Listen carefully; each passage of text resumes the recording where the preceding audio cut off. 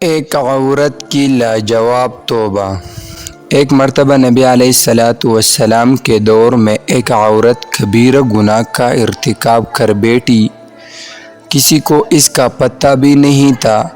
یہ معاملہ اس کے اور اس کے پروردگار کے درمیان تھا، مگر اللہ تعالیٰ نے اس کے دل میں یہ احساس ڈالا کہ دنیا کی تکلیف تھوڑی ہے اور آخرت کی زیادہ ہے، اور دنیا کی لذت تھوڑی ہے اور آخرت کی زیادہ ہے، لہٰذا مجھے چاہیے کہ میں اپنے اس گناہ کو دنیا میں ہی پاک صاف کروا جاؤں۔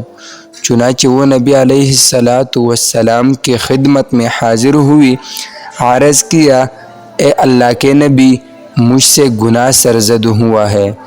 آپ صلی اللہ علیہ وسلم نے اپنا رخ دوسری طرف پھیر لیا۔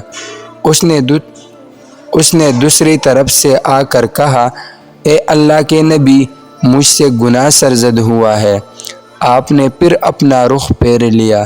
اللہ کے محبوب صلی اللہ علیہ وسلم نے 4 مختلف اطراف میں رخ کیا اور اس نے چاروں طرف سے آ کر بتایا کہ مجھ سے گناہ کبیرہ سرزد ہوا ہے۔ 4 مرتبہ کیوں رخ پھیرا؟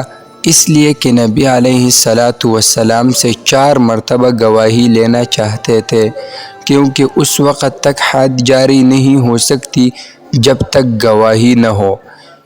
اس عورت نے اقرار کرتے ہوئے کہا کہ میں نے گناہ کیا ہے اور وہ گناہ میرے پیٹ میں پل رہا ہے۔ اب میں چاہتی ہوں کہ آپ مجھ پر حد جاری کر کے مجھے اس گناہ سے پاک فرما دے۔ نبی علیہ السلام نے فرمایا، ابھی جاؤ اور جب وضع حمل ہو جائے تو پھر آنا۔ چنانچہ وہ چلی گئی۔ جب بچے کی پیدائش ہو گئی تو وہ بچے کو لے کر پھر آئی اور پھر عرض کرنے لگی کہ اے اللہ کے نبی، اب آپ مجھ پر حد جاری کیجئے۔ اللہ کے محبوب نے ارشاد فرمایا کہ ابھی اس بچے کو دودھ پلاؤ۔ چنانچہ وہ پھر واپس چلی گئی۔ 2 سال دودھ پلانے کے بعد پھر نبی علیہ السلام کی خدمت میں حاضر ہوئی اور عرض کرنے لگی، اے اللہ کے نبی، آپ مجھ پر حد جاری کر دیجئے۔ اب کی بار جب وہ آئی تو بچے کے ہاتھ میں روٹی کا ٹکڑا تھا جسے وہ کھا رہا تھا۔ وہ بتانا چاہتی تھی کہ اب یہ میری دودھ کا محتاج نہیں رہا۔ اب اس پر حد جاری کی گئی۔ غور کیجئے، اس نے وضع حمل سے پہلے اپنے گناہ کا اقرار کیا، پھر 2 سال دودھ پلانے کے بھی گزرے، مگر اس میں ایسی استقامت تھی کہ وہ بار بار آتی رہی۔ اللہ تعالیٰ نے اس کے دل میں یہ بات ڈالی تھی کہ میں نے دنیا میں ہی اس بوجھ سے پاک ہو جاؤں۔ چنانچہ اس کو سنسار کر دیا گیا۔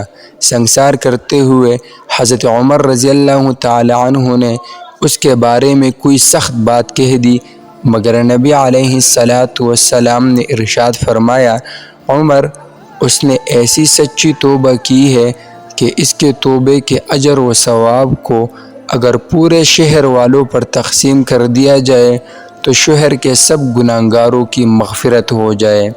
ترمذی شریف صفحہ نمبر 1435، دارقطنی صفحہ نمبر 323۔ مزید اسلامک سبق آموز واقعات کے لیے ہمارا چینل حافظ جی وائس کو سبسکرائب کیجیے۔ جزاکم اللہ خیر۔